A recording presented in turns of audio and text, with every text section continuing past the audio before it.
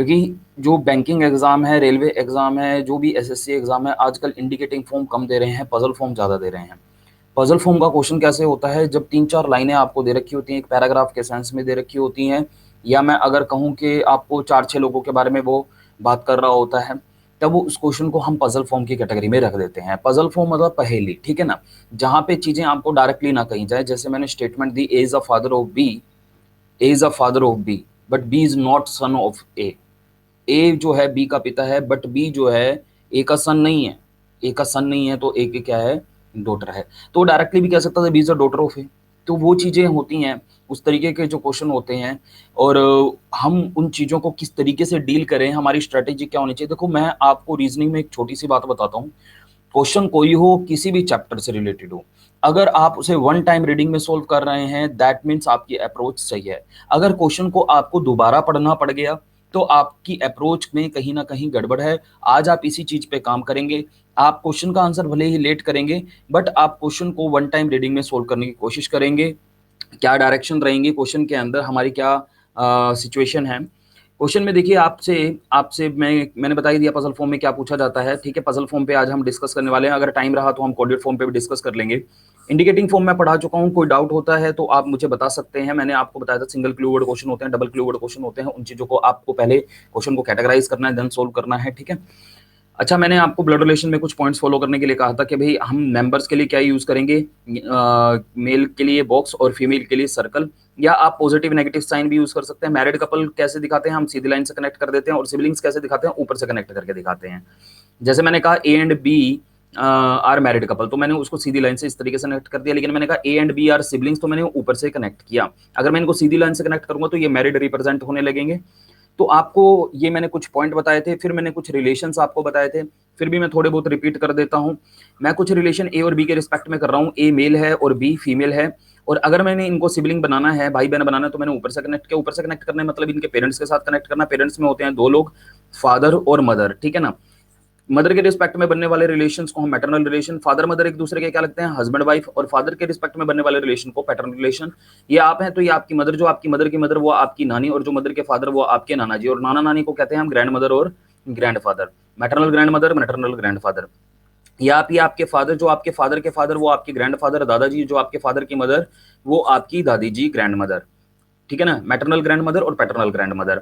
जो आपके फादर का ब्रदर होता है वो होता है अंकल, जो आपके फादर की सिस्टर होती है वो होती है आंटी, ठीक है ना, चाचा जी या ताऊ जी और बुआ। जो आपकी मदर का ब्रदर होता है वो अंकल, मैटरनल अंकल। जो आपकी मदर की सिस्टर होती है आंटी, मौसी और मामा। आपको चीजें पता होती हैं। थोड़ा बहुत जो मुझे आपको एक आइडिया देना है, देखो कई बार आपको वो मैटरनल पैटर्नल लिख के नहीं देता, आपके दिमाग में दोनों केस आने चाहिए। लेकिन आप कई जगह देखोगे, कुछ जगह ना प्रेफरेंस ली गई होती है। अगर लिखा हो ना एज अंकल ऑफ बी, तो प्रेफरेंस ली गई होती है कि वो चाचा जी ही लेकर के चलते होते हैं। लेकिन अगर उसके आगे वो मैटरनल लिख देते हैं तो फिर वो मैटरनल अंकल मतलब मामा जी लेकर के चलते होते हैं। मैं आपको ऐसा गाइड नहीं करूंगा जहां पे आपको अंकल लिखा हो तो वहां पे आप दोनों केस लेकर के चले, वहां पे आप पैटर्नल अंकल भी लेकर के चले, मैटरनल अंकल भी लेकर के चले। तो आज के क्वेश्चन में मैं आपको सिर्फ और सिर्फ यही एक जो इंडिकेशन दे रहा हूं कि आपको प्रॉब्लम हो सकती है। आप दोनों केस लेकर के चलेंगे तो प्रॉब्लम नहीं होगी। नेफ्यू के दो मतलब, नीस के दो मतलब, अंकल के दो मतलब, आंटी के दो मतलब, ग्रैंड मदर के दो मतलब, ग्रैंड फादर के दो मतलब। तो ये जो चीजें मैं आपको बता रहा हूं, इनका आप ध्यान रखेंगे तो क्वेश्चन में प्रॉब्लम नहीं होगी। आपके बराबर के लेवल पे जीजा, साला, भाभी, देवर, जेठ, ननद, भाई बहन होते हैं। कजन्स आपके लेवल पे होते हैं। चाचा जी, ताऊ जी, मामा, मौसी, ये आपके एक लेवल अप होते हैं। दादा दादी, नाना नानी आपसे दो लेवल अप होते हैं। आपका बच्चा, सन डॉटर, आपका भतीजा भतीजी आपसे एक लेवल नीचे होते हैं। तो लेवल का आपको खास ध्यान रखना है, कनेक्टिविटी का आपको ध्यान रखना है। अदरवाइज कहीं ना कहीं जो आप सॉल्यूशन बना रहे हैं, टाइम भी लगा रहे हैं और आंसर गलत हो जाता है, तो इस वजह से हो जाता है।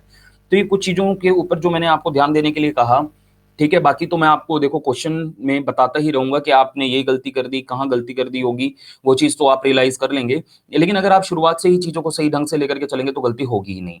और शुरुआत से हम चीजों को ढंग से कैसे लेकर के चल रहे हैं, मैंने कहा वन टाइम रीडिंग। आप एक लाइन पढ़ो, उसको बनाओ, अगली लाइन पढ़ो, ज्वाइन करने की कोशिश करो, अगर नहीं होती तो उसको साइड में बना लो। आज के क्लास में, हम सेशन में देखो क्वेश्चन थोड़ा पहले शुरुआत में थोड़ा इजी लेने वाले हैं, फिर धीरे धीरे धीरे धीरे करके लेवल बढ़ता हुआ चला जाएगा। पहला क्वेश्चन आपके सामने। देखो, मैं एक छोटी सी बात और बता देता हूं, जहां स्टेटमेंट को जोड़ने के लिए कंजक्शन यूज की जाती है, एंड, बट, कोमा, तो फर्स्ट पर्सन के बारे में बात हो रही होती है। हु, हुम, हुज, विच से अगर स्टेटमेंट को जोड़ा होता है तो previous sentence object will be consider as a subject in next sentence, मतलब दूसरे पर्सन के बारे में बात हो रही होती है। तो ये आपको थोड़ा सा ध्यान रखना। पहली स्टेटमेंट है A is mother of B, तो बड़ी सिंपल सी स्टेटमेंट है भाई, A is mother of B. A mother है तो फीमेल है, और मदर कहाँ होती है, एक लेवल ऊपर, तो बी को मुझे कहाँ बनाना है, नीचे। लेकिन इससे बी का जेंडर क्लियर नहीं होगा। मैंने आपको बताया था A is mother of B, as a father of B, as a brother of B, as a sister of B, brother sister father mother, ये जो रिलेशन दिए गए होते हैं ये सब्जेक्ट के लिए होते हैं। अभी भी बता दिया, क्लियर हो गया। अगली बात, अगली लाइन देखिए क्या लिखा है, B is a sister of C. B female है, पहली चीज तो देखो सिस्टर किसको बोला, बी को बोला, सिस्टर है, किसकी सिस्टर है, सी की सिस्टर है, ओनली सिस्टर नहीं बोला है, ठीक है ना। कुछ चीजें मैंने आपको बताया था, ओनली सन, ओनली डॉटर, ये इन चीजों पे भी आपको ध्यान देना होता है। तो B is a sister of C, C लड़का भी हो सकता है, लड़की भी हो सकती है, लड़कियों की भी सिस्टर होती है, लड़कों की भी सिस्टर होती है। यहाँ पे सी का जेंडर क्लियर नहीं हो पाएगा। अगली लाइन में देखो लिखा है D is a son of C. D son है तो डी एक लेवल नीचे होगा, किससे एक लेवल, सी से एक लेवल नीचे, सी के साथ कनेक्टेड होगा। अच्छा, डी सी का सन है तो सी क्या है, या तो उसकी मदर है या उसके फादर है, अभी फिलहाल नहीं पता है। तो अगली लाइन में लिखा है E is brother of D. E brother है, किसका ब्रदर है, डी का जेंडर पहले से क्लियर है, तो यहाँ पे हमारे पास डी का जेंडर पहले से क्लियर है, और ब्रदर किसको बोला, ई का जेंडर क्लियर हो गया। अगली लाइन में बोला एफ इज मदर ऑफ ई। ई की मदर कौन है, ई और डी भाई हैं, और इनकी मदर कौन है, इनकी मदर एफ है, एफ इज मदर ऑफ ई। और अगर एफ मदर है तो ये क्या होंगे, जो सी है वो उनके फादर होंगे, और ये मदर है ये फादर है, तो एक दूसरे के क्या हुए, हस्बैंड वाइफ। तो आप जब स्टेटमेंट को पढ़ते हैं, यहाँ पे तो देखो मैंने सिंगल सिंगल स्टेटमेंट दी है, कोई कंजक्शन का रोल नहीं आया है। आपको स्टेटमेंट को कॉन्शियसली पढ़ना है, बनाते जाना है। अभी तो क्वेश्चन ऐसा है कि सारी स्टेटमेंट जुड़ती हुई जा रही हैं। अगली स्टेटमेंट में देखो क्या लिखा है, G is granddaughter of A. G granddaughter है, किसकी ग्रैंड डॉटर है, ए की ग्रैंड डॉटर है, तो मैंने ए से दो लेवल नीचे रख लिया। अब देखो ग्रैंड डॉटर के दो मतलब, ग्रैंड डॉटर के दो मतलब मैटरनल ग्रैंड डॉटर और पैटर्नल ग्रैंड डॉटर। जो आपके बेटे की बेटी होती है उसको तो कहते हैं पोती, और जो आपकी बेटी की बेटी होती है उसको कहते हैं नातिन। बेटे की बेटी है तो पैटर्नल ग्रैंड डॉटर, और बेटी की बेटी है तो मैटरनल ग्रैंड डॉटर। अब यहाँ पे मैं इसको बेटे से भी जोड़ सकता हूँ और बेटी से भी जोड़ सकता हूँ, वो आगे क्वेश्चन की सिचुएशन पे डिपेंड करेगा। तो क्वेश्चन में देखा क्या लिखा, H has only two children B and C. H के सिर्फ दो ही बच्चे हैं, बी और सी, पर बी और सी बच्चे किसके दिख रहे हैं, ए के, और वो एच के भी हैं, तो एच और ए हस्बैंड वाइफ होंगे, तभी तो वो बी और सी उसके भी बच्चे हो पाएंगे। अगर बच्चों पे दो लोग दावा कर रहे हैं तो ऑब्वियसली वो जो दो लोग हैं वो हस्बैंड वाइफ ही हैं। तो ये इस क्वेश्चन का डायग्राम है। मैंने जी को कहीं पे भी कनेक्ट नहीं किया, इसलिए नहीं किया क्योंकि अभी मैंने आपको बताया अभी ग्रैंड डॉटर बोला है, और ग्रैंड डॉटर मैटरनल भी हो सकती है और पैटर्नल भी हो सकती है। Now is the question, question में क्या पूछा, how is F related to H. किसका रिलेशन पूछा है, एफ का पूछा है, और किससे पूछा है, एच से पूछा है। तो आपको कहां बैठ जाना है, आपको एच पे बैठ जाना है और एफ का रिलेशन बताना है। तो एच से हम एफ तक मूव कर रहे हैं। आप एच हो तो ये आपके बेटे की पत्नी, जो आपके बेटे की पत्नी मतलब सन्स वाइफ है, is called as daughter in law, बहू जिसे पुत्र वधू कहा जाता है। तो इस क्वेश्चन का answer daughter in law option B होगा।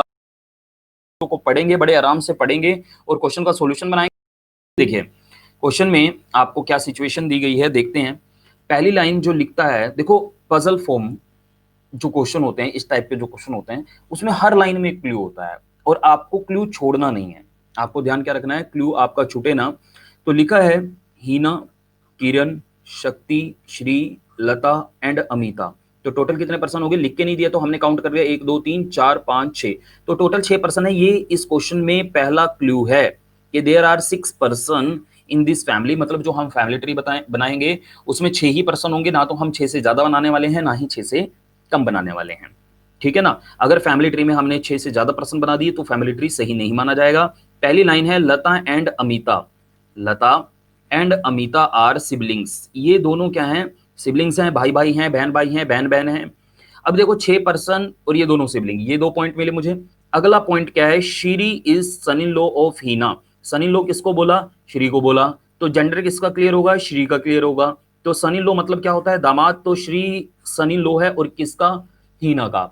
तो सोच के देखिए हीना कहाँ होगी, ऊपर होगी या नीचे होगी। हीना का सन इन लॉ है तो हीना की बेटी का पति है। दामाद कौन होता है, जो बेटी का पति होता है। तो हीना एक लेवल ऊपर होगी, उसकी बेटी का पति उसके बराबर में होगा। तो हीना मैं एक लेवल अप रख रहा हूं और हीना से मुझे श्री को कनेक्ट करना है, और कैसे, ये उसकी हुई बेटी और ये हुआ उसकी बेटी का पति। कुछ इस तरीके से हमने क्या किया, श्री को हीना से कनेक्ट किया। यहाँ पे मैं आपको बता रहा हूं, आपका जो जेंडर क्लियर होता है maximum time according to statement होता है और रिलेशन के बेसिस पे होता है, और मैक्सिमम टाइम सब्जेक्ट का ही क्लियर होता है, ऑब्जेक्ट का बहुत रेयरली होता है। तो यहाँ पे श्री सन इन लॉ ऑफ हीना कहने से श्री का जेंडर क्लियर होता है, हीना का क्लियर नहीं होता है। हमारी ये स्टेटमेंट है इस kind of as a son of B, तो ए का जेंडर क्लियर होता है, बी का जेंडर क्लियर नहीं होता है। यहाँ पे as a son of B से भी ए का gender, as a father of B से भी ए का ही जेंडर क्लियर होगा, बी का जेंडर क्लियर नहीं हो पाएगा। और नेम के अकॉर्डिंग तो मैंने जाने से मना किया है, इसलिए मैंने अभी हीना, लता और अमिता पे कोई यानी बॉक्स या सर्कल या पॉजिटिव नेगेटिव साइन नहीं बनाया है। अब यहाँ पे देखिए, दो स्टेटमेंट को जोड़ने के लिए मैंने कहा था जब एंड कंजक्शन यूज की जाती है तो फर्स्ट पर्सन के बारे में बात होती है, तो श्री के बारे में बात हो रही है। तो statement is that Shri has only one son Amita. Shri का सिर्फ हैज लिखा है, इज नहीं लिखा है। देखो दोनों बातों में फर्क होता है। मैंने कहा I am only son, I have only son. तो यहाँ पे मैंने आपको अगर हैज हैव लिख के दिया है तो मतलब उसका है। हैज हैव का मतलब क्या होता है? उसका है, उसके अंदर है, में है। तो यहाँ पे Shri has only one son Amita, Shri का सिर्फ एक ही बेटा है और उसका नाम क्या है? अमिता। और इससे पहले अमिता की जो आप स्टेटमेंट पढ़ रहे थे वो क्या था? लता एंड अमिता आर सिबलिंग्स। तो पिछली स्टेटमेंट को भी देखते रहा करो और जो पढ़ रहे हो उस पर भी ध्यान देना है। Shri has only one son, only son, only word आ गया तो इन चीजों पे हमें ध्यान देना है। ओनली वन सन, श्री का सिर्फ एक ही बेटा है, श्री का कोई और बेटा नहीं है। उसका नाम भी बता दिया उसने, अमिता है। श्री का सिर्फ एक ही बेटा है, उसका कोई और बेटा नहीं है, उसका नाम अमिता है। अमिता श्री का इकलौता बेटा है, अमिता का कोई भाई नहीं है, हाँ बहन हो सकती है। देखो यहाँ पे ओनली सन आ रहा है, I am only son of my parents, मैं अपने माँ बाप का इकलौता बेटा हूँ, मेरे माँ बाप का कोई और बेटा नहीं है। इकलौता बेटा तो मैं तभी कहलाऊंगा ना जब मेरे माँ बाप का कोई और बेटा नहीं होगा। और मेरा कोई भाई नहीं। बहन पॉसिबिलिटी, बहन के बारे में अभी कोई पॉइंट नहीं है, अगर कोई पॉइंट होगा तो उसके अकॉर्डिंग हमें बनाना पड़ेगा। तो अमिता के बारे में कहा गया ओनली सन है, किसका ओनली सन है? श्री का। श्री का ओनली सन, श्री का कोई और सन नहीं है, तो ये क्या है भाई? तो ये डॉटर हुई ना। अमिता का कोई और भाई नहीं है, तो ये क्या हुई? उसकी बहन हुई। यहाँ पे लता का जेंडर बन रहा है, लता और अमिता कनेक्टेड हो गए हैं श्री के साथ और उसमें दोनों का जेंडर भी बन गया है। अगली लाइन देखिए क्या लिखा है, शक्ति इज ओनली चाइल्ड ऑफ किरण। यहाँ पे ओनली चाइल्ड किसको बोला? शक्ति को। ओनली चाइल्ड का मतलब भी समझना है आपको। ओनली चाइल्ड का मतलब आप जानते भी हैं, शक्ति किरण की इकलौती संतान है। मैंने कहा I am only child of my parents, मैं अपने माँ बाप की इकलौती संतान हूं। दैट मीन्स मेरे माँ बाप की कोई और संतान नहीं है, मेरा कोई भाई नहीं है, मेरी कोई बहन नहीं है। मैंने आपको ये बताया था only son, only daughter, only child, इनके 4 मतलब होते हैं, एक डायरेक्ट और 3 इनडायरेक्ट। मैंने कहा मैं अपने माँ बाप का इकलौता बेटा हूं, ये तो डायरेक्ट मीनिंग हुआ। 3 इनडायरेक्ट मीनिंग क्या हुआ? मेरे माँ बाप का कोई और बेटा नहीं है, मेरा कोई भाई नहीं है, मेरी बहन पॉसिबिलिटी। लेकिन मैंने कहा I am only child of my parents. देखो चाइल्ड जो वर्ड यूज किया जाता है उससे जेंडर क्लियर नहीं होता है। अगर मैंने स्टेटमेंट दी A is a child of B, तो यहाँ पे आप ना तो ए का जेंडर डिक्लेयर करते हैं ना बी का, क्योंकि चाइल्ड वर्ड से जेंडर क्लियर नहीं होता। चाइल्ड वर्ड दोनों के लिए यूज किया जाता है, मेल के लिए भी फीमेल के लिए भी। शक्ति जो है, एक मिनट रुकेंगे जरा, शक्ति जो है किरण की इकलौती, ये तो कनेक्ट हो गया इसलिए मैं इसको मिटा रहा हूं। शक्ति किरण की इकलौती संतान है, ठीक है ना। ना तो किरण का जेंडर क्लियर किया है ना शक्ति का, और मैंने इसको साइड में अलग से रख लिया। इसका रीजन क्या है? इसका रीजन ये है भाई, अगर यहाँ पे शक्ति या किरण होता तो मैं उसको कनेक्ट करता, नहीं है तो मैंने उसको साइड में रख लिया। आप भी ऐसे ही करेंगे। हु किसके लिए यूज किया गया है यहाँ पे? जब भी दो स्टेटमेंट को हु मूव्स विद से जोड़ा जाता है तो सेकंड पर्सन ऑब्जेक्ट के बारे में बात हो रही होती है। तो यहाँ पे किरण के बारे में बात हो रही है। Kiran is grandfather of Lata. Kiran grandfather है तो दैट मीन्स वो मेल है, और किसके ग्रैंडफादर है? लता के। तो लता को कहीं इस लेवल पे होना होगा। अब देखो यहाँ पे जो ये वाली लास्ट स्टेटमेंट मैंने पढ़ी, अब मैं जोड़ रहा हूं तो किसकी हेल्प से जुड़ेगी? यहाँ पे ना तो किरण है ना शक्ति है, बट लता है, और लता के वो ग्रैंडफादर हैं। तो ग्रैंडफादर 2 लेवल अप होता है, तो मैंने ग्रैंडफादर के अकॉर्डिंग किरण को रख लिया यहाँ पे। और ग्रैंडफादर के 2 मतलब, ग्रैंडमदर के 2 मतलब, आंटी के 2 मतलब, अंकल के 2 मतलब। तो ग्रैंडफादर के 2 मतलब आइदर दादा और नाना, या तो वो उसके फादर के फादर हैं या उसकी मदर के फादर हैं। तो सोच के देखिए, क्या मैं उसके फादर के फादर किरण को बना सकता हूं? जो लता है, मुझे किरण को उसके ग्रैंडफादर बनाने हैं, क्या मैं उसके फादर के फादर बना सकता हूं? नहीं, मैं उसके फादर के फादर नहीं बना सकता। उसका रीजन क्या है? बताया गया था, शक्ति इज ओनली चाइल्ड ऑफ किरण। शक्ति किरण की इकलौती संतान है, उसकी कोई और संतान नहीं है। तो अगर मैंने इन दोनों को आपस में डायरेक्ट कनेक्ट कर दिया तो मैंने उसकी संतान श्री बना दी, जो कि पॉसिबल नहीं है, क्योंकि क्वेश्चन में स्टेटमेंट में बताया शक्ति इज ओनली चाइल्ड ऑफ किरण। किरण की एक ही संतान है, सिर्फ एक ही संतान है, और उसका नाम क्या है? शक्ति। शक्ति का भी हमें जेंडर नहीं पता, लेकिन उसका नाम शक्ति है, उसका नाम श्री नहीं है, इसलिए मैं श्री को और किरण को कनेक्ट ही नहीं कर सकता हूं। तो यहाँ पे मैं उसके पैटर्नल ग्रैंडफादर नहीं बना पा रहा, तो मैटरनल ग्रैंडफादर बनाऊंगा। एक तो ये क्लू है। दूसरा क्लू, फैमिली में कितने पर्सन है? मैंने आपके सामने लिखा भी था 6 पर्सन, 1 2 3 4 5 तो बचा हुआ पर्सन जो शक्ति है, आप ऑब्वियसली उसको यहाँ पे लिखेंगे और खुद सोच के देखिए जरा, अब आप उसको श्री से कनेक्ट करेंगे या शक्ति से कनेक्ट करेंगे? ऑब्वियसली शक्ति से कनेक्ट करेंगे। और फिर वही बात, एक बच्चे के ऊपर दो लोग दावा कर रहे हैं, जो शक्ति को कनेक्ट किया हमने किरण से भी और हिना से भी, तो दैट मीन्स वो क्या है, एक दूसरे से किस तरीके से रिलेट करते हैं, वो एक दूसरे के हस्बैंड वाइफ हैं। तो यहाँ पे मैंने हिना को उसकी वाइफ बना दिया। तो ये इस क्वेश्चन का सॉल्यूशन बनने वाला है भाई, ये इस क्वेश्चन का सॉल्यूशन बनना चाहिए था। श्री रिलेटेड टू किरण, किसका रिलेशन पूछा था? श्री का। कुछ लोग यहाँ गड़बड़ कर गए और किससे पूछा था? किरण से। तो हमें किस पे बैठ जाना है? किरण पे। मैंने पहले बता दिया, सेकंड पर्सन पे आप जाकर के बैठ जाइए। किरण पे अगर आप बैठे हैं तो आपको श्री तक जाना है और डायरेक्ट कनेक्टिविटी नहीं है, तो यहाँ पे उसकी बेटी का पति, पहले आप उसकी बेटी पे गए। आप अगर किरण है तो ये आपकी बेटी का पति, और जो बेटी का पति होता है वो होता है दामाद यानी सन इन लॉ। तो इस क्वेश्चन का आंसर होगा सन इन लॉ। श्री जो है हिना का भी सन इन लॉ है और किरण का भी सन इन लॉ। इस क्वेश्चन पे थोड़ा सा टाइम आपको ज्यादा लगेगा, चलिए देखते हैं क्वेश्चन में कहाँ हमें किस तरीके से लेकर के चलना चाहिए था, कहाँ गड़बड़ हो रहा है। एक बार देखिए, देखो क्वेश्चन में लिखा PQRSTUVW, बताया नहीं कितने, तो हमने काउंट कर लिया 1 2 3 4 5 6 7 8, टोटल कितने पर्सन है? 8 है। तो यहाँ पे मैं क्वेश्चन बाद में दिखाता हूँ आपको, टोटल कितने पर्सन है? 8 पर्सन है, क्योंकि मुझे थोड़ा स्पेस चाहिए, मैंने क्वेश्चन हटा दिया है। ध्यान से देखिए, आपने कहा कौन सा पॉइंट मिस कर दिया, किस तरीके से पढ़ लिया। इन विच 4 मेल्स, जिसमें 8 पर्सन में 4 क्या हैं? Male and 4 females. तो 4 क्या हैं हमारे पास? फीमेल। तो ये जब हम फैमिली ट्री बनाएंगे 8 पर्सन का होगा, नाम उसने बता दिया PQRSTUVW रहेंगे, जिसमें 4 मेल है तो 4 फीमेल है। देयर आर 3 मैरिड कपल, इस फैमिली में 8 पर्सन की फैमिली में 3 मैरिड कपल हैं। और अगर 3 मैरिड कपल हैं तो दैट मीन्स यहाँ पे 3 मैरिड कपल मतलब 3 मेल और 3 फीमेल ऑक्यूपाई हो जाते हैं। तो बचता है 1 मेल और 1 फीमेल, क्योंकि 4 मेल 4 फीमेल हैं, जिसमें 3 मैरिड कपल है। मैरिड कपल के लिए एक हस्बैंड एक वाइफ, तो इस तरीके से 1 मेल और 1 फीमेल की रिक्वायरमेंट रहती है। 3 मेल 3 फीमेल 3 मैरिड कपल के लिए यूज हो जाएंगे। तो बाकी के जो 2 पर्सन है वो अनमैरिड हैं, और जो 2 अनमैरिड पर्सन है उसमें 1 मेल है और 1 फीमेल है। ये चीज समझ में आई? तो देखो वो पजल है भाई, पजल में क्लू नहीं छोड़े जाते हैं।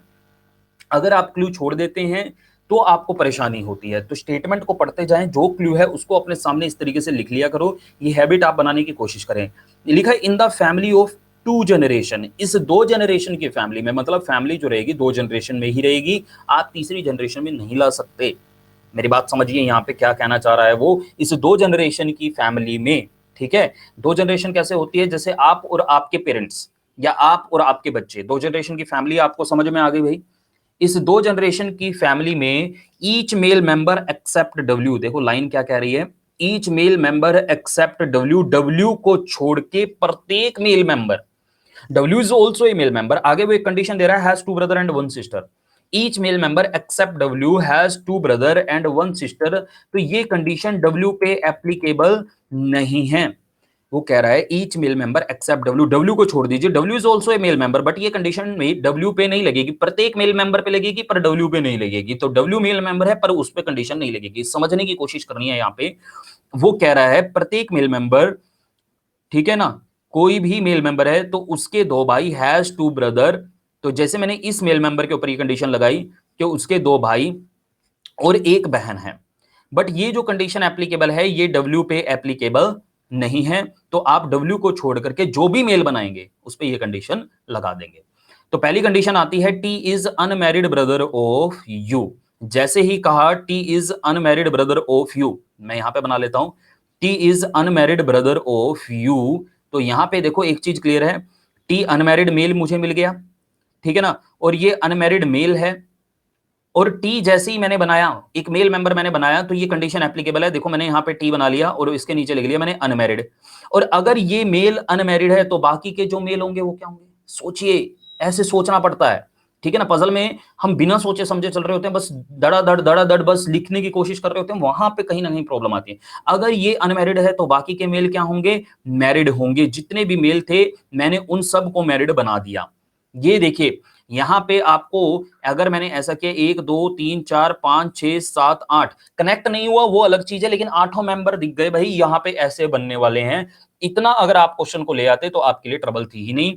तो आगे लिखा है हु मतलब किसके लिए? यू के लिए। You is sister in law of you, you sister in law है मतलब फीमेल है। और किसकी सिस्टर इन लॉ है? सिस्टर इन लॉ के 3 मतलब होते हैं, इसलिए मैंने अभी नहीं जोड़ा। किसकी सिस्टर इन लॉ है? क्यू की सिस्टर इन लॉ है। मेंस लेवल का ब्लड रिलेशन का क्वेश्चन है ये, तो मैंने पहले ही कहा था धीरे-धीरे लेवल बढ़ता जाएगा और आगे भी क्वेश्चन में फिर मैं लेवल बढ़ाने ही वाला हूं, तो इन चीजों पे ध्यान देना है। तो मैंने इस पॉइंट को अभी साइड में रख लिया क्योंकि यू और क्यू का कोई पॉइंट नहीं आया। अब क्यू के बारे में कहा गया who is the daughter in law of W. Who किसके लिए? क्यू के लिए is a daughter in law. Daughter in law कौन होती है? बहू। देखो अब मैं थोड़ा कनेक्ट करने की कोशिश करता हूं। सबसे पहले मैंने मान लीजिए डब्ल्यू को बना लिया और उसकी जो डॉटर इन लॉ है वो क्यू है। डॉटर इन लॉ कौन होती है? जो बेटे की बहू होती है। तो पहले मैंने बेटा बनाया और उसकी बहू बना दी। अब अगर मैंने एक मेल बनाया तो कंडीशन ये बताई गई थी प्रत्येक मेल मेंबर के 2 भाई और 1 बहन है, तो मैंने यहां पे उसका एक भाई और ये मैंने बनाया इसका दूसरा भाई और एक और आपको अब क्या करनी है उसकी बहन बना ली है, तो मैंने यहां पे बना ली उसकी बहन। बात समझ में आई भाई? नहीं समझ में आई? भाई मेरी बात समझ में आई। जैसे ही मैंने ये मेल बनाया उसने कहा था डब्ल्यू को छोड़ के कोई भी मेल बनाओगे तो उसके 2 भाई और 1 बहन आपको बनानी है। तो जैसे ही मैंने ये मेल बनाया तो उसके 2 भाई और 1 बहन और ये ऑटोमेटिकली इस मेल मेंबर और इस मेल मेंबर पे भी कंडीशन लग गई कि उसके 2 भाई और 1 बहन है। तो आगे अपने पिछले पॉइंट में अगर मैं बात करूं तो क्या क्या थे हमारे पास? टी अनमैरिड ब्रदर है। किसका अनमैरिड ब्रदर है? यू का। तो मेल है, टी मेल है और क्वेश्चन में 4 मेल के बारे में बताया गया है, तो चारों मेल हमारे सामने, 1 मेल, 2 मेल, 3 मेल, 4 मेल। और टी अनमैरिड है तो यहां पे तो मैं बनाऊंगा नहीं, तो यहां पे बना लो और इसको लिख लो क्या? ये अनमैरिड है। और जैसे ही हमें एक अनमैरिड मेल मिलता है तो बाकी के जो भी मेल हैं, ये मेल मैरिड है, ये मेल मैरिड बना दिया और ये मेल मैरिड बना दिया। और ऐसा करते ही हमारे फैमिली ट्री के अंदर जो हमें 8 पर्सन की रिक्वायरमेंट है वो 8 पर्सन हमारे सामने आ चुके हैं, बस फिलअप करना बाकी है।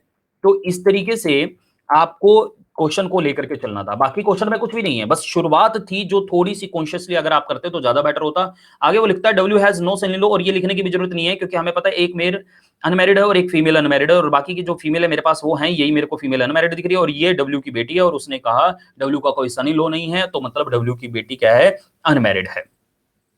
उससे अगली लाइन में कहता है कि V is mother in law of R. V mother in law है, मदर इन लॉ है फीमेल है और किसकी मदर इन लॉ है? आर की। लेकिन इससे मुझे वी का जेंडर क्लियर होता है, आर का जेंडर क्लियर नहीं होता है। मदर इन लॉ मतलब क्या होती है? सास। अब वो सास जो होती है लड़के की भी होती है लड़की की भी होती है।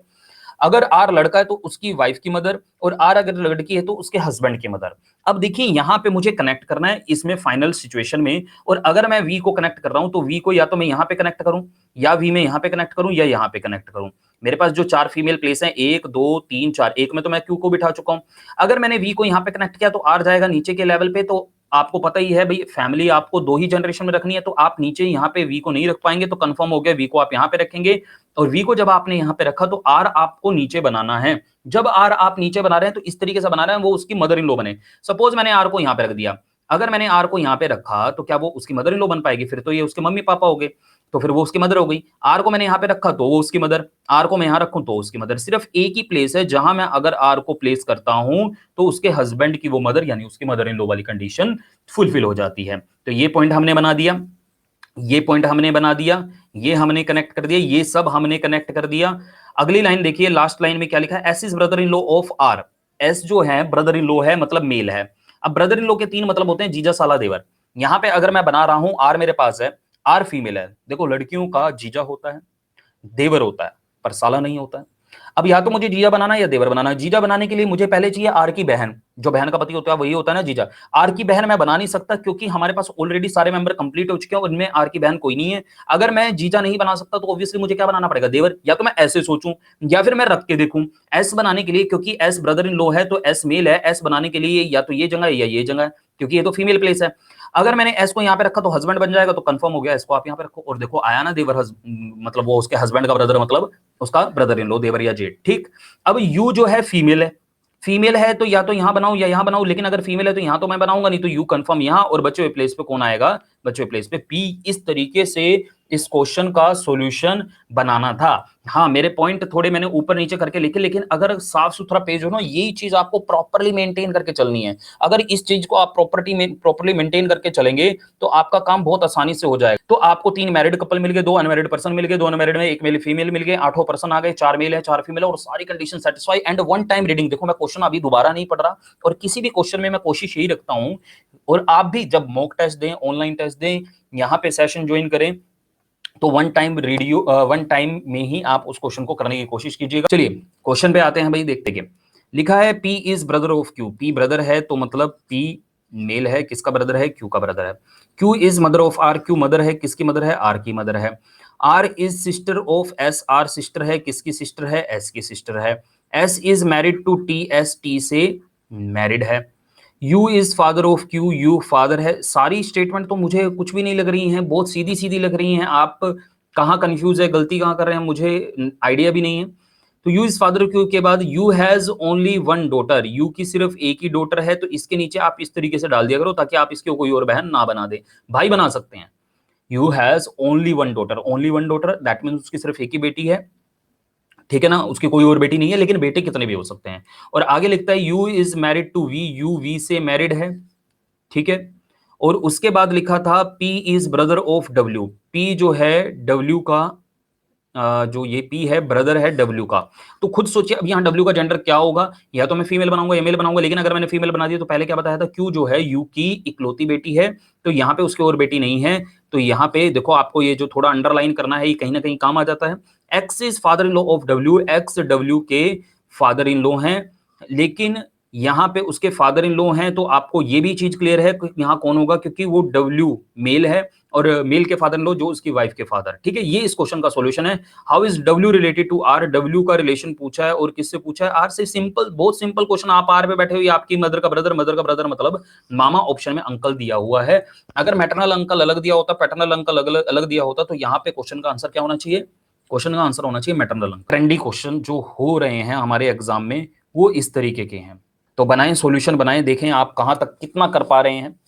देखो हम कई बार जब स्टेटमेंट पढ़ते हैं तो अपने आप जुड़ती हुई चली जाती है, लेकिन कई बार हमारी जो कहते हैं ना कॉमन सेंस या सिक्स सेंस, हमें उसकी हेल्प से चीजों को जोड़ना पड़ता है, रिलेट करना पड़ता है। तो इस क्वेश्चन में कुछ ऐसा ही है। चलिए मैं आपको दिखाता हूं, बताता हूं, आप देखेंगे चीजों को समझेंगे। हाँ जी, जितने लोगों ने आंसर कर लिया बड़ी अच्छी बात है, नहीं किया कोई बात नहीं। देखो क्वेश्चन में लिखा है 9 मेंबर है, तो पहला क्लू 9 मेंबर है भाई, 9 से आप ज्यादा लेकर के नहीं चल सकते। उनका नाम बता दिया, बाला, शालू, हनी, चांद, गीत, गोपी, जस्सी, मृणाल और बिट्टू। Distributed along 3 generation. अभी थोड़ी देर पहले मैंने 2 जनरेशन वाला क्वेश्चन लिया था, अब 3 जनरेशन, मतलब 3 से ज्यादा जनरेशन में नहीं लूंगा, इस चीज का मैं ध्यान रखूंगा, ठीक है ना। 3 जनरेशन कैसे होती हैं, आप, आपके पेरेंट्स, आपके ग्रैंड पेरेंट्स, ठीक है ना। आपकी जनरेशन है, जो आपके भाई बहन है वो आपकी जनरेशन में आते हैं, आपके अंकल आंटी है, मदर फादर है, वो आपसे एक लेवल, एक अप जनरेशन हुए, दादा दादी नाना नानी आपसे एक लेवल और अप हो गए, वो एक और जनरेशन। आपकी जनरेशन, पेरेंट्स दूसरी जनरेशन और ग्रैंड पेरेंट्स तीसरी जनरेशन, या आप, आपके बच्चे और उनके बच्चों के बच्चे, ठीक है ना। चलिए पहला पॉइंट आता है, बाला इज बिट्टूज ग्रैंड मदर। तो बाला ग्रैंड मदर है, ऑब्वियसली मैंने उसको सबसे ऊपर रखा, यहां पे रखा, और वो बिट्टू की ग्रैंड मदर है, ठीक है ना। तो मुझे बिट्टू को इस लेवल पे रखना पड़ेगा। अभी यहाँ पे बिट्टू का जेंडर क्लियर नहीं हो पाएगा भाई, इतनी बात समझ में आई या नहीं समझ में आई? हाँ जी बोलिए। बाला कहाँ पे होनी चाहिए, बाला होनी चाहिए, मैं थोड़ा इधर साइड में लिख लेता हूँ इसको। बाला जो होनी चाहिए बिट्टू की ग्रैंड मदर होनी चाहिए। ग्रैंड मदर के दो मतलब, वो उसके बिट्टू के फादर की मदर है या मदर की मदर है, अभी मैंने कुछ ऐसा बनाया नहीं। यहाँ पे बीच में कौन होगा, किस तरीके से होगा, मुझे आइडिया नहीं है फिलहाल, इस लाइन से क्लियर नहीं है, आगे क्लियर होगा तो देखते हैं। चांद इज मृणाल्स मदर, चांद जो है मृणाल की मदर है, तो चांद को मैंने यहाँ पे रख लिया। अब चांद या तो यहाँ पे है या यहाँ पे है, या तो सेकंड लेवल, थर्ड लेवल, नीचे लेवल पे नहीं है, क्योंकि उसके नीचे मुझे मृणाल को बनाना है, ठीक है ना। अभी मैंने डिक्लेयर नहीं कर दिया है, ये मृणाल का जेंडर क्लियर नहीं होगा, चांद मृणाल की मदर है। अभी देखो यहाँ पे था बाला बिट्टू, यहाँ पे था चांद और मृणाल, तो हमने इन दोनों को अलग अलग बना लिया। अगला भी पॉइंट आएगा, अगर रिलेट होगा रिलेट करेंगे, नहीं तो अलग से बनाएंगे। लिखा है गोपी इज शालूज सन इन लॉ, जो गोपी है भाई, जो गोपी है वो शालू का सन इन लॉ है, शालू की बेटी का पति है। तो शालू अगर यहाँ पे है, उसकी बेटी का पति है। अभी मैंने इसको जोड़ा नहीं, ठीक है ना, फिर वही प्रॉब्लम है। अभी शालू का तो मुझे पता है, या तो इस लेवल पे या इस लेवल पे, ठीक है, लेकिन इस लेवल पे मैं शालू को नहीं लेकर के चलूंगा, क्योंकि उसके नीचे मुझे गोपी को बनाना। अगली लाइन में लिखा है हनी इज गीत हस्बैंड, हनी जो है गीत का हस्बैंड है, मेल है और गीत का हस्बैंड है। जब बीच में रिलेशन हस्बैंड या वाइफ हो, तब दोनों का ही जेंडर क्लियर हो जाता है। मैंने कहा as a husband of B, दोनों का जेंडर क्लियर हो जाएगा। ए मेल है, ऑब्वियसली बी क्या होंगी, फीमेल होंगी। मैंने कहा as a wife of B, तो हस्बैंड और वाइफ एक ऐसा रिलेशन है जिसमें दोनों का जेंडर क्लियर हो जाता है। बाकी मैक्सिमम रिलेशन में फर्स्ट पर्सन का सब्जेक्ट का जेंडर क्लियर होता है।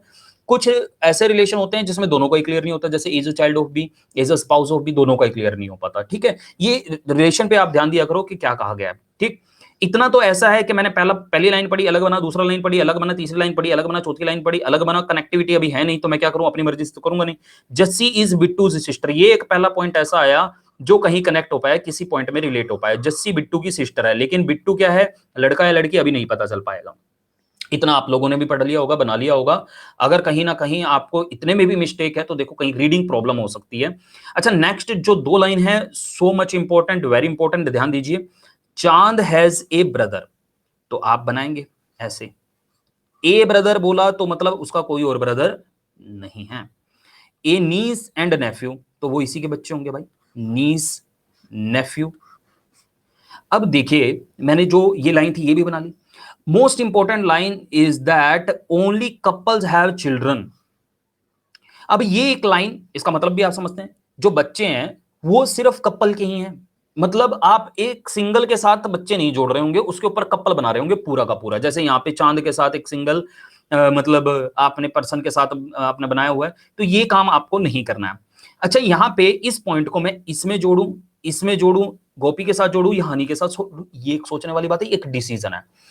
ऑब्वियसली हम इस पॉइंट को वहां रिलेट करने की कोशिश करेंगे जहां सबसे ज्यादा पर्सन होंगे। यहाँ पे 1 2 3, यहाँ पे 1 2 3 4 5, यहाँ पे 1 2 3 और यहाँ पे तो 2 ही है, तो 5 पर्सन है चांद वाले में। तो इसमें मैं इस पॉइंट को जोड़ रहा हूं और नीचे से चल रहा हूं। जो बच्चे हैं, जैसे बच्चे, मृणाल बच्चा है तो वो कपल का है, तो मैंने यहाँ पे चांद का हस्बैंड भी बना दिया। ये बच्चे हैं अकेले के साथ जुड़े हुए लेकिन कपल के साथ जोड़ने हैं।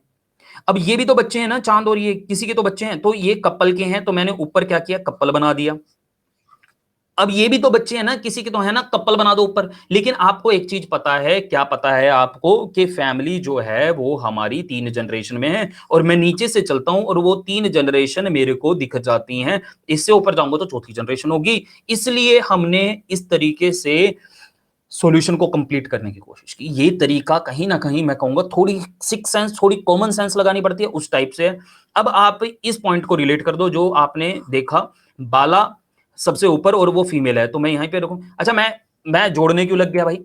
अगर क्वेश्चन में देखूं तो एक बात ये बताई गई थी, फैमिली में 9 मेंबर हैं, तो 1 2 3 4 5 6 7 8 9, 9 के 9 मेंबर मेरे सामने आ चुके हैं, तो मैं और मेंबर बढ़ाऊंगा नहीं। जैसे पेरेंट्स तो मैं इसके ऊपर भी बना सकता हूं, ये भी तो बच्चे हैं ना, किसी के तो बच्चे हैं, ठीक है। तो वहां पे आपको, आप अगर बनाते हैं तो आपके मेंबर बढ़ जाते हैं। तो ये चीज आप कहीं ना कहीं लेकर के चलते हैं, थोड़ी सी कॉमन सेंस लगाते हैं। ये पॉइंट हमने फॉलो किया। अगर बाला हम बना रहे हैं तो बाला फीमेल है, तो यहां पे बनानी पड़ेगी। जस्सी बिट्टू भाई बहन, एटलीस्ट ये तो क्लियर है, या तो भाई बहन या बहन बहन। जस्सी फीमेल है और 2 बच्चे मुझे यही नजर आ रहे हैं। अगर मैंने मरीनल के साथ जोड़ दिया, फिर वही बात है, अभी 9 मेंबर हैं, 9 और 2 11 हो जाएंगे। तो यहाँ पे ठीक है भाई, जस्सी को हमने जोड़ा और बिट्टू को हमने यहाँ पे जोड़ लिया, ठीक है ना। और कहीं जोड़ोगे तो मेंबर बढ़ जाएंगे, ठीक है ना। बाला से 2 लेवल नीचे, तो यहीं पे मेरे को जोड़ना था, तो ये पॉइंट मेरा कनेक्ट हो गया। एक पॉइंट आप क्या देख रहे हैं, हनी और गीत हस्बैंड वाइफ है, और हस्बैंड वाइफ वाले जो पूरा स्पेस खाली है वो यहीं पे खाली है, तो हमें हमें यहीं पे ही जोड़ना पड़ेगा हनी और गीत को। और कहीं पे जोड़ोगे फिर वही बात है, जोड़ने को तो आप यहाँ पे भी बना सकते हो, कहीं और भी बना सकते हो, मेंबर बढ़ जाएंगे, ठीक है ना। फाइनली हमारे पास एक पॉइंट बचता है, शालू की बेटी का पति गोपी है, तो शालू को हमें यहाँ रखना पड़ेगा, क्योंकि शालू यहाँ पे उसकी बेटी और उसका पति बनाया। तो मृणाल, अगर मान लो मैं उसकी बेटी बना भी लूं और उसका पति बना भी लूं, तो मेंबर 10 हो जाएंगे, मेंबर 9 ही रहने चाहिए। इन चीजों का ध्यान रखते हुए शालू की बेटी का पति और उसका नाम गोपी, ठीक है ना। इस लास्ट पॉइंट को भी हमने कनेक्ट कर लिया। मृणाल का जेंडर किसी तरीके से भी क्लियर नहीं हो पाया, हम अपनी मर्जी से नहीं बनाएंगे, ठीक है। ये इस क्वेश्चन का सॉल्यूशन, अगर आपने बनाया तो बड़ी अच्छी बात है, मतलब आपने सही बनाया। अब क्वेश्चन में पूछा क्या है, 4 of following 5 are like in a certain way based on their position and hence form a group. 4 जो हैं एक ही प्रॉपर्टी में है, एक ही कंडीशंस को, मान लो 4 फीमेल होंगी, एक क्या होगा, मेल होगा, ठीक है ना, इस तरीके से होंगे। या 4 मेल होंगे, एक फीमेल होंगी, इस तरीके से आपको दे रखा होगा। विच ऑफ द फॉलोइंग, आपको ये चीज ढूंढनी है, which of the following is the one that does not belong to group, is a kind of question, odd one find out हमें करना है। गोपी, चांद, हनी, गीत, बाला। देखो, गोपी, चांद, हनी, गीत एक ही जनरेशन के मेंबर हैं, और बाला इनसे एक जनरेशन ऊपर है, तो इसलिए इस क्वेश्चन का आंसर बाला। जरूरी नहीं है हर बार आपको जनरेशन वाइज ही देखना है, आपको कई बार मैंने बताया ऐसा हो सकता है भी 4 फीमेल होंगी, एक मेल होगा, या 4 मेल होंगी, एक फीमेल होगा, किसी भी प्रॉपर्टी पे हो सकता है भी। वो तो हस्बैंड वाइफ थे, एक जो था वो चाइल्ड था, इस तरीके की भी प्रॉपर्टी हो सकती है। इस तरीके के क्वेश्चन में जब ओड वन फाइंड करना होता है तो कुछ भी क्राइटेरिया वहां पे आपका बन सकता है। तो वो पांचों मेंबर देखो कौन कौन है, उसमें क्या अलग से एक ऐसा मेंबर जिसकी प्रॉपर्टी अलग जा रही है। आई होप आपको क्वेश्चन क्लियर हो गया होगा। चलिए आज हम इस क्वेश्चन इस सेशन के लास्ट क्वेश्चन पे बढ़ रहे हैं। क्वेश्चन बहुत जेन्युइन क्वेश्चन, बहुत अच्छा क्वेश्चन है। अगर आप इस क्वेश्चन का आंसर कर देंगे तो दैट मींस जो आपके प्री लेवल में ब्लड रिलेशन आता है ना, आज से वो समस्या खत्म, आपको ब्लड रिलेशन पढ़ने की जरूरत नहीं है। प्री लेवल तो डेफिनेटली आपको पढ़ने की जरूरत नहीं है। मेंस लेवल हाँ, कई बार थोड़ा सा और लेवल अप करके क्वेश्चन आता है, मैं वो भी लेवल आपको करवाऊंगा। अभी फिलहाल के लिए आप इस सेशन में तो ये लास्ट क्वेश्चन देख रहे हैं। देखिए, देयर आर 10 मेंबर। इस फैमिली में 10 मेंबर्स के बारे में बात हुई है। मैं एक बार क्वेश्चन हटा देता हूं। फैमिली में 10 मेंबर्स के बारे में बात हुई है और ये 10 मेंबर्स के उसने नाम भी बता दिए। There are 3 generation in the family according to question. There are 3 generation पहले मैं क्लियर कर चुका हूं। There is an equal number of male and female. Obviously आप इक्वल नंबर देखते हैं तो 5 मेल होंगी तो 5 क्या होंगी, फीमेल होंगी। ये चीज क्लियर है हमें। पहला पॉइंट है M is daughter in law of V. तो वी की डॉटर इन लॉ, तो वी की डॉटर इन लॉ जो उसके बेटे की वाइफ। वी का जेंडर क्लियर नहीं हो पाएगा, एम का क्लियर हो जाएगा क्योंकि डॉटर इन लॉ किसके लिए यूज किया गया है, रिलेशन फॉर सब्जेक्ट। ठीक है। एंस ब्रदर यू हैज, देखो ये जो पॉइंट आया है इसको आप अलग से बना लो, जैसे मैंने यहां पे बना लिया। एंस ब्रदर, एन का जो ब्रदर है, एंस ब्रदर यू का मतलब एन का जो ब्रदर है यू। इससे एन का तो जेंडर क्लियर नहीं होता लेकिन यू का तो जेंडर क्लियर हो गया। N's brother U has only one sister M. सिर्फ उसकी एक ही सिस्टर है और उसका नाम क्या है, एम। तो एन क्या है भाई, उसका भाई होगा ना। अगर मैं कहूं आपकी सिर्फ एक ही सिस्टर है लेकिन आपके 3 सिबलिंग और हैं, तो वो बाकी के जो 3 सिबलिंग होंगे वो क्या होंगे, आपके भाई होंगे। ठीक है। तो इस तरीके से फिर मेरा एन का जेंडर क्लियर हो गया। एन का जेंडर किस तरीके से क्लियर हुआ, आई होप आपको क्लियर होगा। इतनी बात समझ में आ गई है भाई। अब यहां पे जब आपने एम को बनाया तो ये जो पॉइंट है हम इसे कनेक्ट कर सकते हैं। इस पॉइंट को मैं कनेक्ट कर रहा हूं एम वाले पॉइंट को। ठीक है ना, मुझे थोड़ा स्पेस चाहिए इसलिए मैंने इसको मिटा दिया। ठीक है। तो एम जो है पहला पॉइंट था हमारा, वी की डॉटर इन लॉ है तो वी के बेटे की वाइफ है। ठीक है ना। ये दो हमारी लाइनें जो हमने अभी पढ़ी क्वेश्चन में, हमने अभी जो 2 लाइनें पढ़ी उनसे इतना सॉल्यूशन बन जाता है। लिखा है T and N are married couple. T और एन मैरिड है। आराम से पढ़ो, कॉन्शियसली पढ़ो, जिसका जेंडर क्लियर हो रहा है। अदरवाइज एक पर्सन का भी अगर आपने जेंडर क्लियर नहीं किया तो आगे जाकर के कहीं ना कहीं गड़बड़ हो जाएगा, फिर आपको क्वेश्चन दोबारा पढ़ना पड़ जाएगा। और ऐसा ना हो तो बेटर है। एग्जाम में ये चीज ना कहीं कहीं हमारा मोरल डाउन कर देती है कि हमें क्वेश्चन दोबारा पढ़ना पड़ रहा है, हमारा क्वेश्चन टाइम कंज्यूमिंग हो रहा है। टी और एन मैरिड है और अगली लाइन में लिखा है T is mother in law of O. T जो है ओ की मदर इन लॉ है। ओ का जेंडर तो नहीं पता लेकिन वो ओ की, जैसे मैंने यहाँ पे बना लिया ओ। ठीक है ना, ओ का मैंने जेंडर नहीं बनाया। कभी ये सोच रहे हो मैंने इसे फीमेल बना दिया, ओ का जेंडर नहीं बनाया। ओ की मदर इन लॉ है। अब ओ लड़का है तो उसकी वाइफ की मदर, और लड़की है तो उसका हस्बैंड की मदर। ठीक है। टी का तो जेंडर पहले से ही क्लियर हो गया था हमारा। S is mother of N. S जो है एन की मदर है तो एस को हम यहाँ पे बनाएंगे और वो उसकी मदर है, फीमेल है। एन की क्या, इन तीनों की ही मदर हो गई वो। इतनी बात भी क्लियर हो गई होगी। अगली लाइन में लिखा है P is the son in law of S. P S का सन इन लॉ है। अच्छा, यहाँ पे ये चीज बताई गई थी यू की सिर्फ एक ही सिस्टर है तो इसके नीचे अंडरलाइन कर लेना चाहिए था कि गलती से और सिस्टर ना बन जाए। तो यहाँ पे जब उसने कहा ना P is the son in law of S, तो एस की बेटी का पति, और एस की सिर्फ एक ही बेटी है और बेटी तो आप बना नहीं सकते, तो इसी बेटी का पति है जो पी है, दामाद है उसका, तो वो यही है। और नहीं बना सकते हम बेटी क्योंकि बताया गया था यू की सिर्फ एक ही सिस्टर है।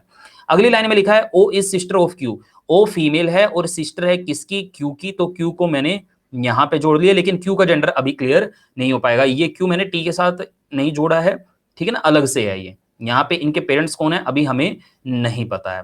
और लास्ट लाइन कहती है भाई R is only son of N.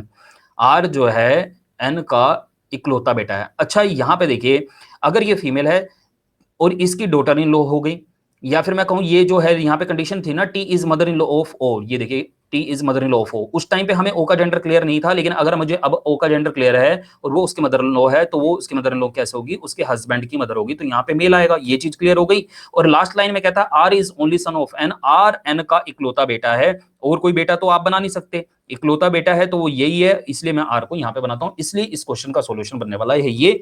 We और क्यू का जेंडर किसी तरीके से नहीं बन पाया तो आपने नहीं बनाया। अब क्वेश्चन में बोला गया था कि 5 मेल हैं और 5 फीमेल है। चलिए हम देखते हैं, मुझे 5 मेल या 5 फीमेल में से कुछ भी मिले तो मैं बाकी का जेंडर क्लियर कर दूं। एक फीमेल मिल गई इस लेवल पे, मुझे दूसरी फीमेल मिल गई, तीसरी फीमेल मिल गई और चौथी फीमेल ये रही। तो 4 फीमेल मुझे दिखाई दे रही हैं। मेल की अगर मैं बात करूं, 1 मेल, 2 मेल, 3 मेल और 4 मेल मुझे नजर आ रहे हैं। अब भाई बचा हुआ जो एक एक पर्सन है उसमें एक मेल है और एक फीमेल है। हमें ये चीज नहीं क्लियर हो पाएगी, डिक्लेयर नहीं कर पाएंगे इसमें कौन मेल है और कौन फीमेल है। तो क्वेश्चन में इसलिए ये दिया गया if V is husband of X, यदि वी एक्स का हस्बैंड है, तो जैसे ही वी जो है हस्बैंड है, हमें ये क्लियर हुआ, अब जाकर के इसका जेंडर हमने क्यू का फीमेल बना दिया। क्यों बना दिया भाई क्यू को फीमेल हमने? क्योंकि वी मेल है, हमें एक मेल और एक फीमेल बनाना था। वी और क्यू में अगर पता लग जाए एक मेल है तो दूसरे को हमें क्या बना देना है? फीमेल। अब क्वेश्चन क्या पूछा है ये देख लेते हैं। How is Q related to R? Q R से कैसे रिलेट करता है या करती है? यहाँ पे देखिए क्यू जो है यहाँ है और आर यहाँ है, वो आर की वाइफ की सिस्टर है, मतलब उसकी साली है, मतलब उसकी सिस्टर इन लॉ है। आई होप आपने कहीं रीडिंग में गलती कर दी, ठीक है ना? जो भी आपकी गलती हो जाती है उनसे हमें सीखना है कि इस तरीके की गलती हम ना करें। और देखिए वन टाइम रीडिंग, चाहे मैंने 2 मिनट लिए, 3 मिनट लिए, 5 मिनट लिए, छोड़ो, बट क्वेश्चन पढ़ रहे थे, बना रहे थे, पढ़ रहे थे, बना रहे थे, यही अप्रोच। आज मैंने 6-7 क्वेश्चन करवा दिए, आप 10-12 क्वेश्चन कर लीजिए।